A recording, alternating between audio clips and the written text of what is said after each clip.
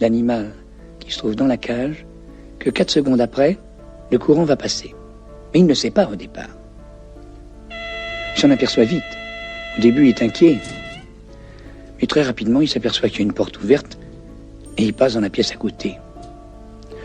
La même chose va se reproduire quelques secondes après. Mais il apprendra aussi très vite qu'il peut éviter la punition du petit choc électrique dans les pattes en passant dans le compartiment de la cage où il était au début.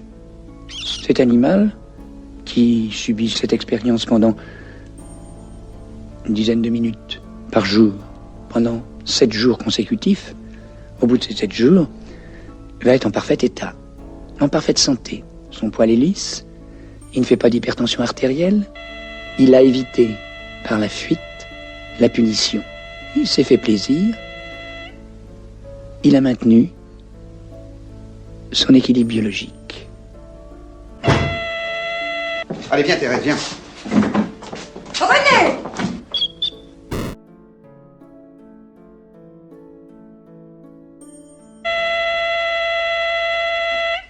Dans cette seconde situation, la porte de communication entre les 2 compartiments est fermée. Le rat ne peut pas fuir. Il va donc être soumis à la punition à laquelle il ne peut pas échapper. Cette punition va provoquer chez lui un comportement d'inhibition. Il apprend que toute action est inefficace, qu'il ne peut ni fuir ni lutter. Il s'inhibe. Et cette inhibition, qui s'accompagne d'ailleurs chez l'homme de ce qu'on appelle l'angoisse, s'accompagne aussi dans son organisme de perturbations biologiques extrêmement profondes. Tu sais bien que si un microbe passe dans les environs, s'il emporte même sur lui-même, alors que normalement, il aurait pu les faire disparaître, là, ne le pouvant pas, il fera une infection. S'il a une cellule cancéreuse, qu'il aurait détruit, il va faire une évolution cancéreuse. Et puis ces troubles biologiques aboutissent à tout ce qu'on appelle les maladies de civilisation ou psychosomatiques, les ulcères de l'estomac, les hypertensions artérielles. Ils aboutissent à l'insomnie, à la fatigue, au mal-être.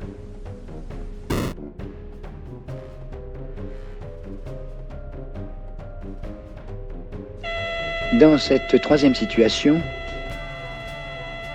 le rat ne peut pas fuir.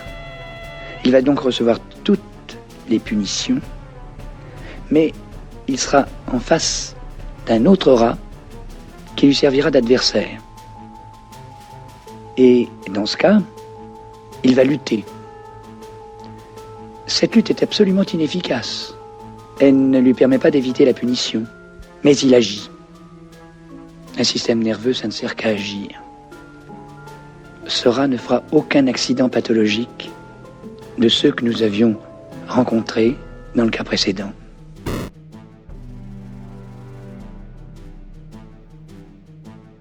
Or, chez l'homme, les lois sociales interdisent généralement cette violence défensive. L'ouvrier qui voit tous les jours son chef de chantier dont la tête ne lui revient pas, il ne peut pas lui casser la figure parce qu'on lui enverrait les agents. Et puis il faut bien qu'il y ait un chef. Il ne peut pas fuir parce qu'il serait au chômage. Joseph Estrade.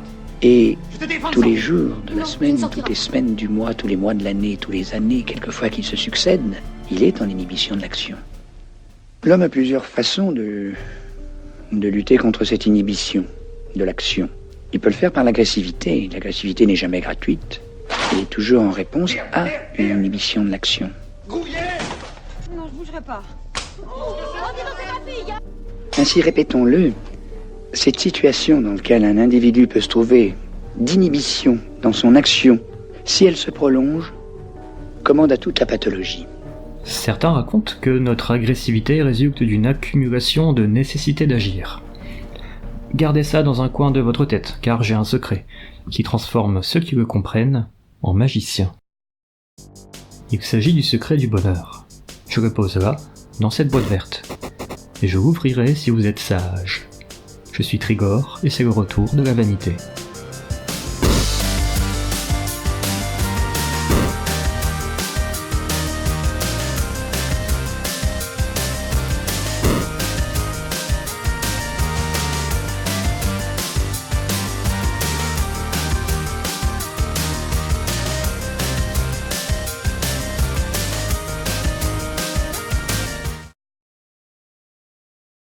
aux compagnons de la hiérophanie.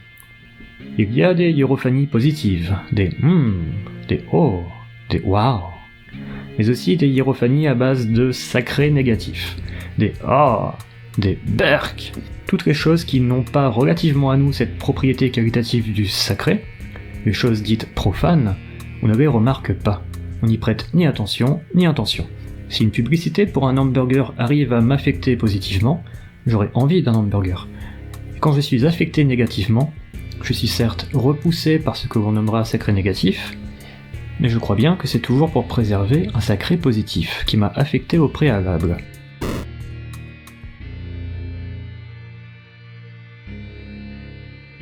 Derrière chaque non-A se trouve un oui-A, qui se cache parfois sous le seuil de la conscience. Ce sont ces oui-A que sont les égrégores. Cependant, si une musique peut suffire à faire danser les gens, parfois les gens viennent à la piste de danse avant même que la musique n'arrive. Ils agissent pour un oui-A qui est une promesse. Par exemple, si je construis un puzzle, c'est parce que je perçois dans mon imaginaire un être finalisé possible, qui m'inspire plus que l'aspect chaotique initial, désordonné des pièces, que je vais agir pour compléter ce puzzle. Puzzle entier a été pour moi plus sacré que puzzle désordonné. C'est quand ce principe de puzzle entier réussit à m'affecter que la puissance de cet affect se déversera comme une rivière dans la direction d'accomplissement de cette promesse, creusant un sillon comportemental duquel il me sera difficile de m'extraire. Je répète, c'est parce que l'objet de la promesse m'affecte qu'il s'est imposé par mon attention qu'il devient l'objet de mon intention. Plus j'ai été affecté, plus j'aurai de la satisfaction, voire de la joie à avoir terminé ce puzzle. Mais aussi, plus j'ai été affecté, plus je serai ok pour y dépenser mon temps, mon énergie et d'autres ressources. Mais si ça se trouve, en fait il manque une pièce. Et le puzzle entier ne serait donc qu'un fantasme de ma part, voué à ne jamais se réaliser.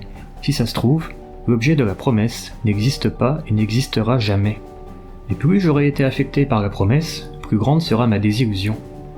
Je ferais mieux de ne pas passer ma vie à essayer de chercher la pièce manquante. Heureusement, on ne fait jamais ça, hein. Mais si, on le fait. Car si cette promesse a réussi à m'affecter, il se peut qu'elle continue de me tourmenter.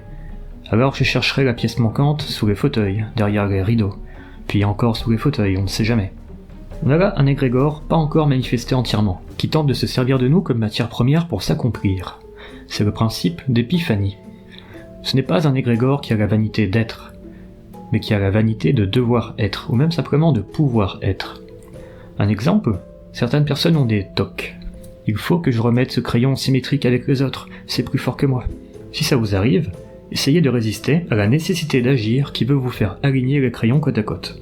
Évidemment, c'est bien souvent votre égrégore qui gagnera tôt ou tard, comme si vous étiez un Sims incapable de remettre en question certains objets de pensée qui se sont imposés à lui.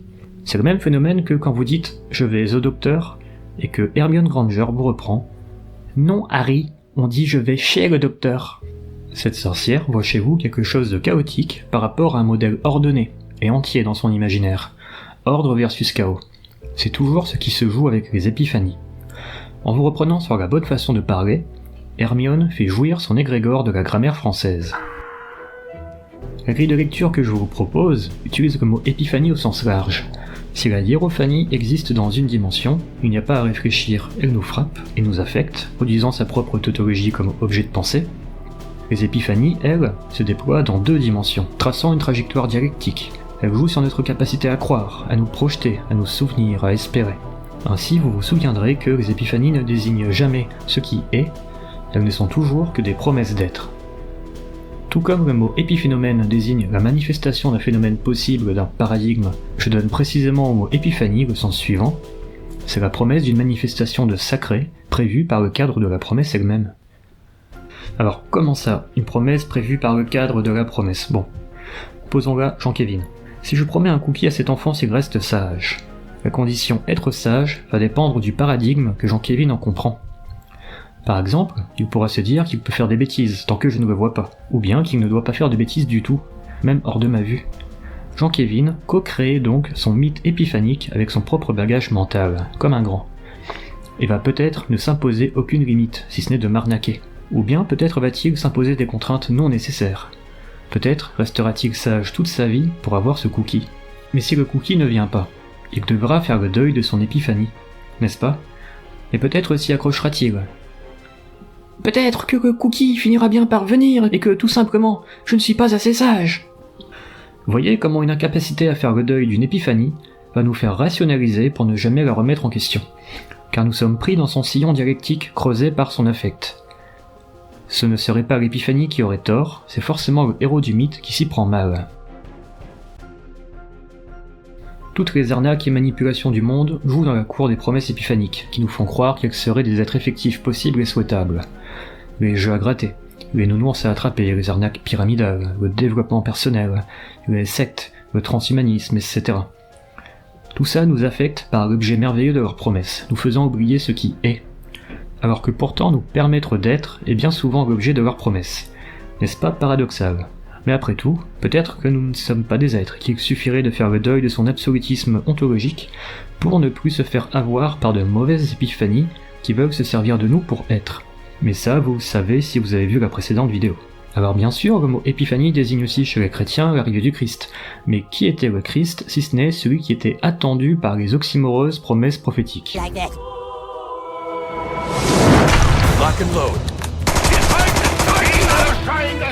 Quand on a un projet, un rêve, une ambition, ou quand on suit simplement une recette de cuisine, c'est une épiphanie qui nous guide. Quand on a une sensation de manque, cela nous permet d'agir pour répondre à ce manque.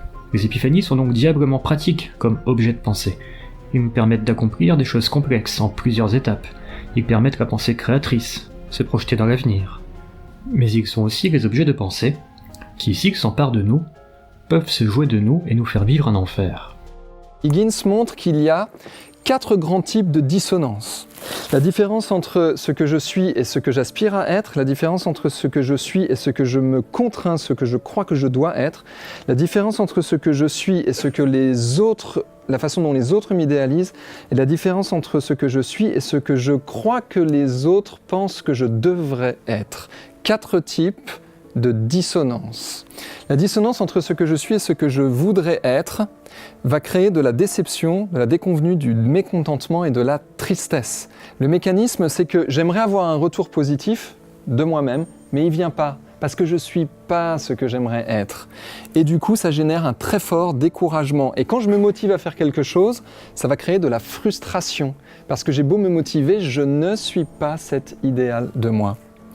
La dissonance entre ce que je suis et les idéaux qu'ont les autres pour moi, ça va créer de la honte, de la gêne, des sensations d'humiliation et un très fort abattement. Le mécanisme, c'est que j'attends un retour positif de eux, mais il ne vient pas et ça génère aussi du découragement. Et la motivation, quand je veux faire quelque chose, les moteurs vont être liés à une perte d'affection d'autrui et une perte d'estime d'autrui. La dissonance entre ce que je suis et ce que je pense que les autres croient que je devrais être, c'est une sensation de peur. Je crois qu'Higgins dit que c'est une sensation de terreur. Il y a la sensation de menace, de danger et d'angoisse. Autrement dit, ça va mettre un stress très fort.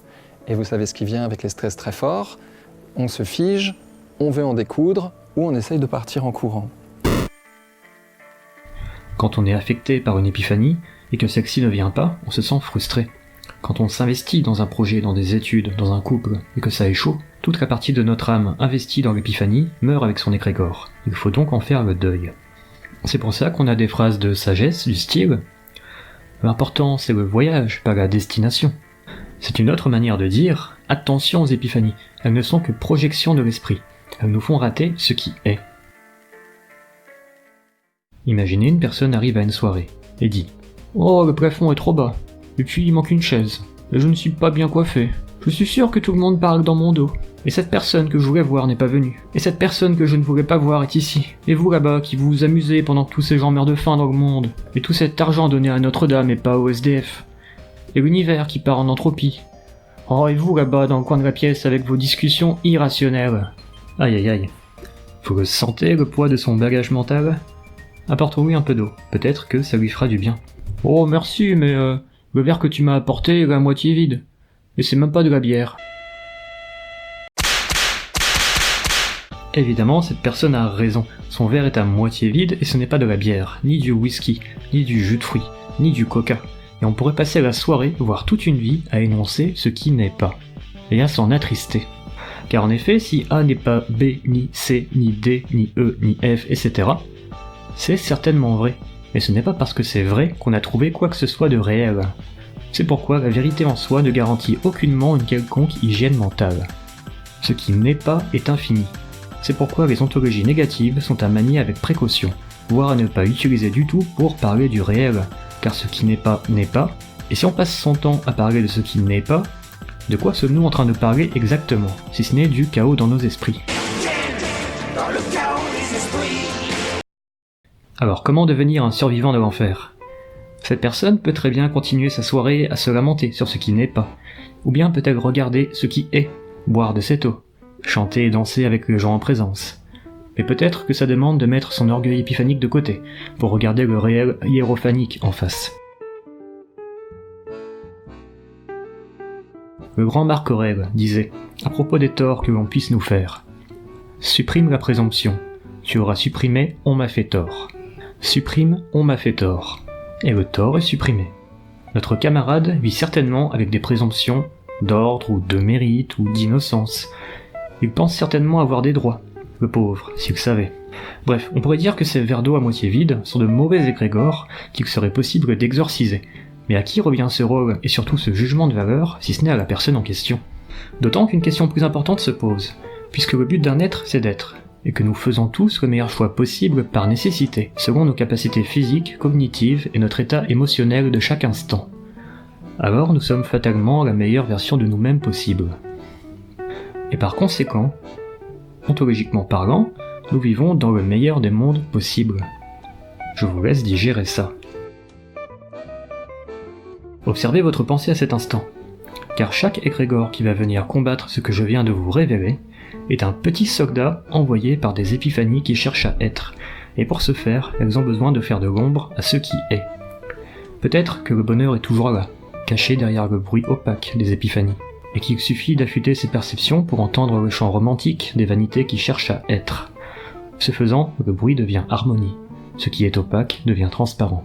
On n'obtient pas le bonheur comme on obtiendrait du plaisir, car le bonheur est un état que l'on ne peut que retrouver.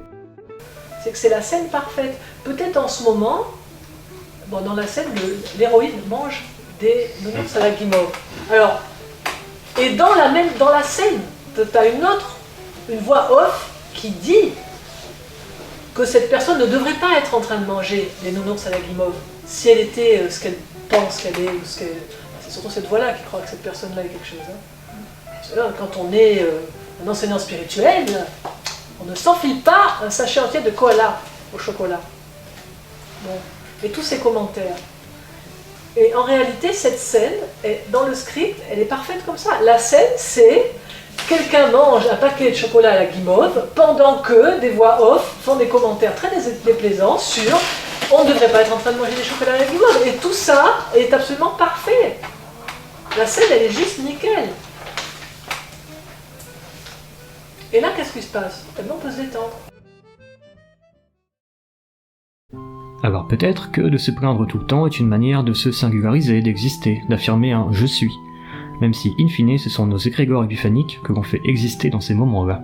Je vous avoue ne pas avoir de réponse magique, car je verrai cette personne comme elle veut se montrer, et non comme elle pourrait être si elle n'était pas comme ça, car ce serait tomber dans son piège que d'intégrer ces égrégores.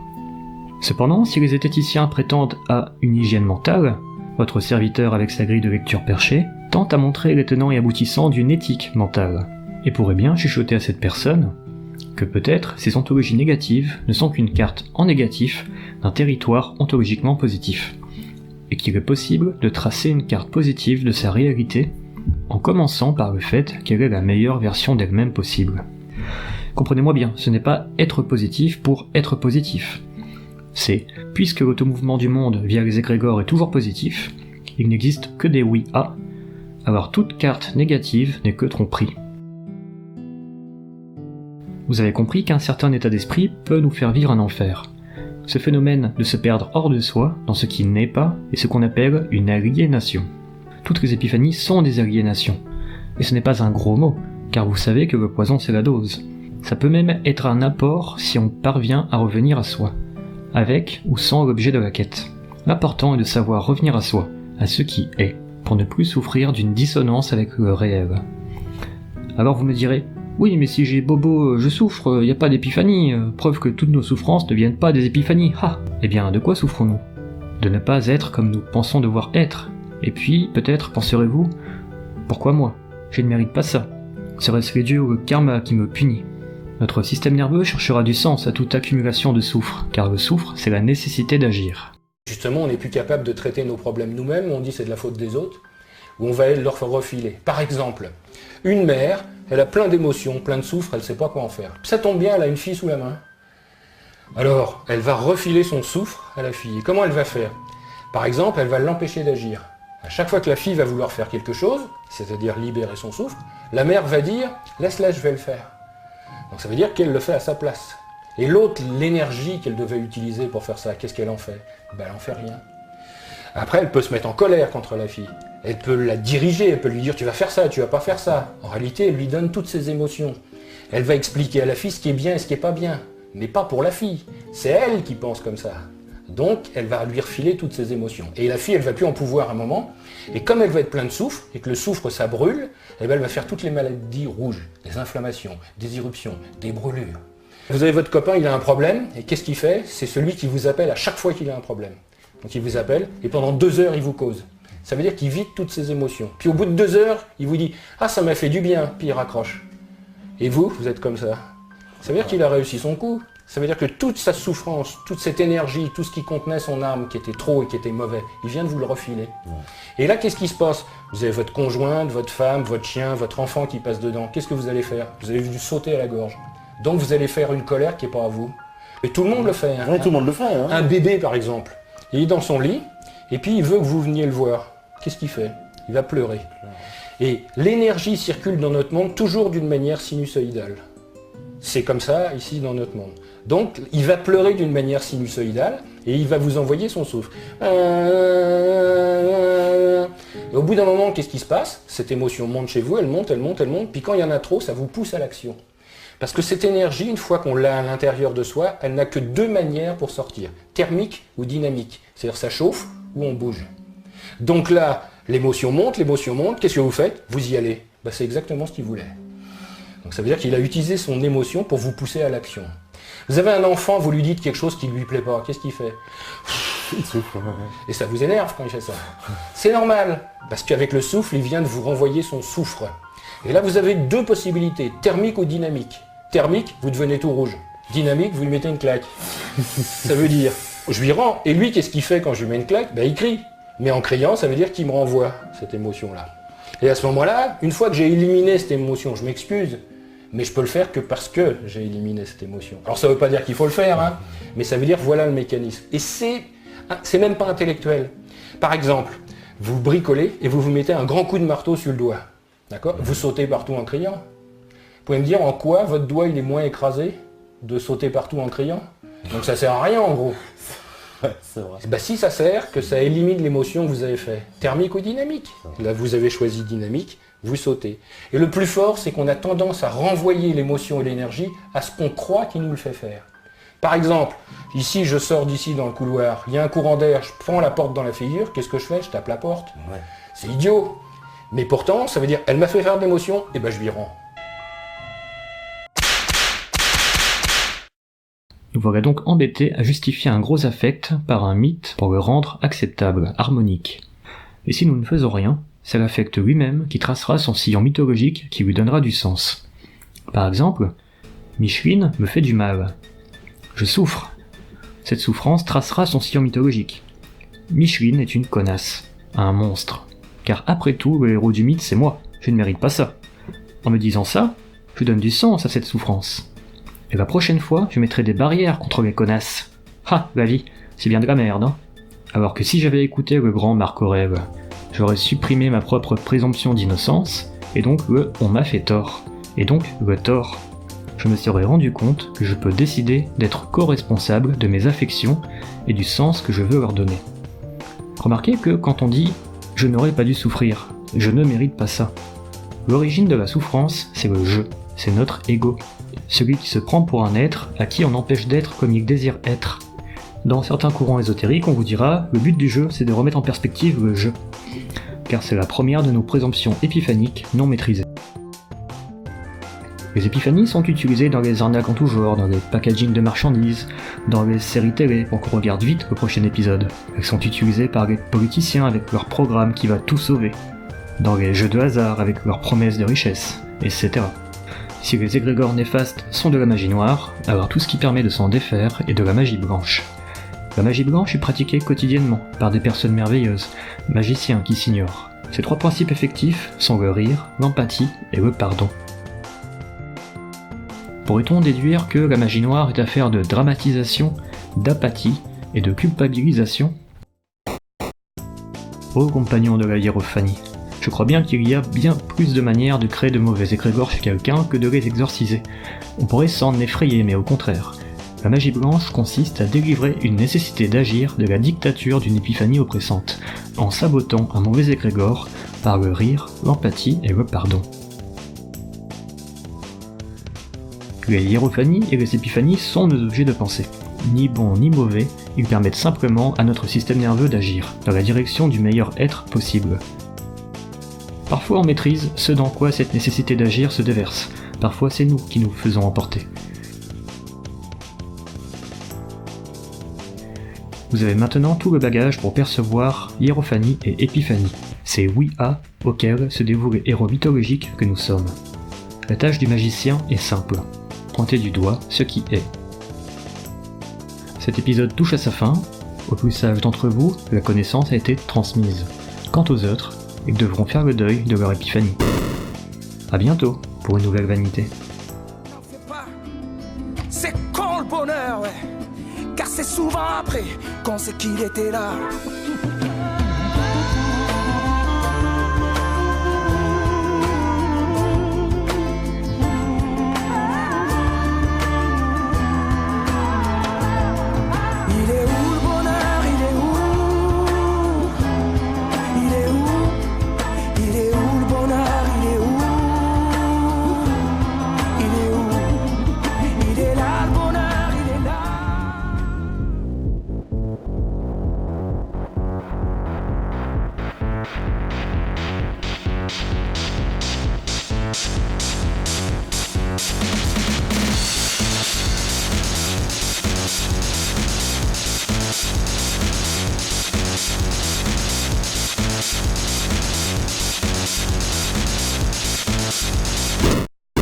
Il y a un pays qui s'appelle la Malaisie.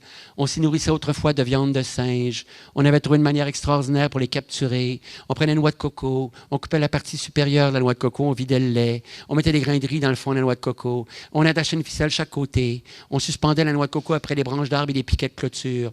Les singes accouraient, ils voulaient avoir le riz. Là où c'était subtil, c'est que l'ouverture de la noix de coco était juste assez grande pour laisser pénétrer une main dans cette position-là. Les singes découvraient ça, entraient la main dans la noix de coco. Mais là, s'ils voulaient avoir le riz, ils n'avaient pas le choix. Il fallait qu'ils ouvrent la main. Ils saisissaient le riz. Mais un coup qu'il y avait le riz dans la main, ils étaient incapables de sortir. Et là, il se passait quelque chose de fascinant. Ils s'énervaient, ils se fâchaient, ils criaient. Je me dis, s'il y avait un cerveau humain, on aurait entendu quelque chose de genre, ça va finir par sortir. Tout ce qu'ils auraient eu à faire pour sauver leur vie, c'est de lâcher le riz. C'est une phrase que je prononce personnellement plusieurs fois par jour. Serge, lâche le riz.